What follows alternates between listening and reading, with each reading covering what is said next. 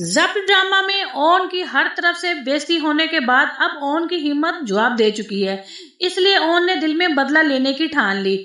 Own को पता चलेगा, उसका दोस्त राफे बताएगा कि रमला अपनी फैक्ट्री बेच रही है। ओन को जब से पता चलेगा कि रमला फैक्ट्री बेच रही है तो उस राफे यही मशवरा देगा कि ओन, तुम रमला की फैक्ट्री किसी तरीके से खरीद लो।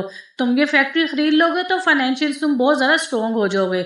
ओन को अपने दोस्त राफे की बात समझ आ जाएगी। इसीलिए ओन अब रमला से मुलाकात करनी शुरू कर देगा, क्योंकि ओन जानता है कि रमला उसके लिए कुछ भी कर सकती है। रमला जो ओन को बहुत ही ज्यादा पसंद करती है, इसलिए ओन की बात पर वो बहुत ज्यादा यकीन करेगी। दूसरी तरफ रमला और ओन की मुलाकातें शुरू हो जाएगी, लेकिन ओन को इस बात से भी डर लगता है कि अगर वो आयला को इस बात का पता चल गया तो उनका मामला खराब हो सकता है। इसलिए ओन सबसे पहले शाम को घर आके आयला को अपने भरोसे में लेगा और आयला को समझाएगा कि मैं तुमसे बहुत ज्यादा प्यार करता हूँ, इसलिए मेरी मोहब्बत पे कभी भी शक मत करना।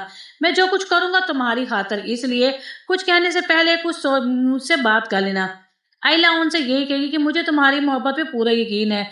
जब सबने मेरे ऊपर हाथ उठाए थे, मेरे सामने उंगलियां खड़ी की थी, तो ऑन वाई तुम वही इंसान थे जिसने सबकी उंगलियां नीचे की थी। मुझे इज्जत दी है, मुझे तुम पर पूरा भरोसा है।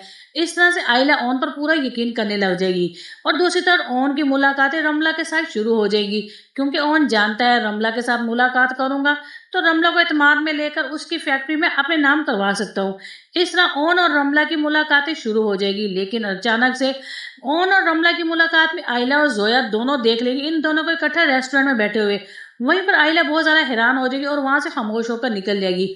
मगर ओन ने पहले से आयला को कह दिया था कि मेरी मोहब्बत पे यकीन रखना, कभी मुझ पर शक ना करना। इसलिए आयला खामोश हो जाएगी। इस तरह से ओन और रमला की मुलाकातें बढ़ती जाएंगी और इनकी मोहब्बत अरूज में पहुंचती जाएगी। जैसे ही ओन को रमला को यकीन हो जाएगा ओन की मोहब्बत पे, तो रमला अपनी फैक्ट्री ओन के नाम लगा देगी। इस तरह रमला मुंह के बल गिर जाएगी जब उसके हाथ में ना फैक्ट्री होगी ना ही शामी, और ओन भी उससे हाथ धो बैठेगा। यहीं पर फारूक और शामी, जिन्हें अपनी फैक्ट्री पर बहुत ज्यादा गरूर था, उस फैक्ट्री से भी वो हाथ धो बैठेंगे।